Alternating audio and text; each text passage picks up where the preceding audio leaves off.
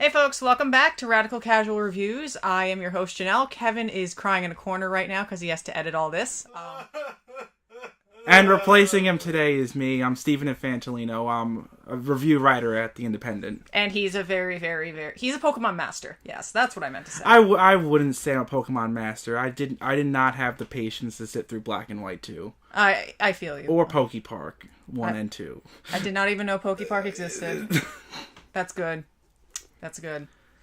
So we're going to sit here and we're going to tell you the background of Pokemon. And it's a very complicated one to say the least. Pokemon originally released in Japan in 1996 as Red and Green version. And Janelle, you've seen the graphics for that version. They're pretty awful. Yeah. That's why I have not played Green. So what they did was, when they released it internationally, they changed the graphics and improved them. And that's why in North America, instead of Red and Green, we have Red and Blue. Red and Blue in North America are the enhanced versions. And when they came out here in North America, they then reported them back to Japan with the special Blue version with the enhanced graphics. And plus, America. Yeah. That had to be a factor. Was that a factor? That probably was a factor in the matter, yes. And then in 1999, we all know we got Yellow version, which was a special limited edition based off everyone's favorite Pokemon, Pikachu.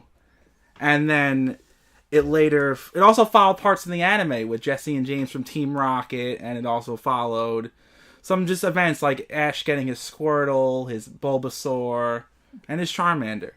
Yeah, and I mean, honestly, I like Yellow a lot, but that was probably because I'm pretty sure it was my first game and I somehow got Red and Blue after the fact.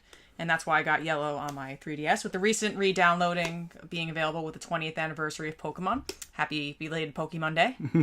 So, yeah. And also, just to point out, how did Satoshi come up with this idea?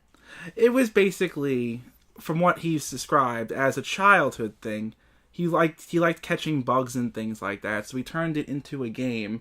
And Pokemon took years upon years to come out. Pokemon was almost canceled because it was in development for so long. So it was just a miracle that the game even came out in the first place. And the original Red, Blue, and Yellow games were also supposed to be as large as Gold and Silver were. In fact, Gold and Silver were supposed to be a part of the original Pokemon games. Wow, I did not know that. Fun facts indeed. See, he is our expert. Pokemon, after it came out, and you know how it became a huge success, it was everywhere. They then start spinning off into all these side games, and now there's like tens of millions of side series, like Hey You Pikachu, Pokemon Snap, to name a few, Pokemon Stadium. And then you got the lesser known ones like Pokemon Park and help yourself if you had to play Pokemon Ranger at any point. Just curious, Red, Blue, Yellow. I heard that they sold amazingly, though.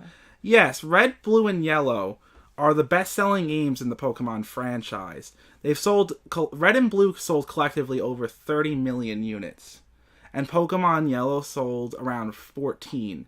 Now, that's a lot for a side special edition. Usually, the side special editions don't usually do well.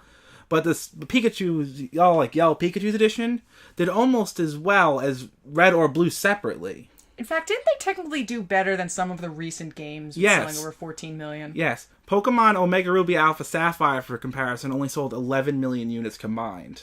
Wow. And them with X and Y, which is around 14, are the best-selling games on the 3DS, but they're some of the worst-selling Pokemon games.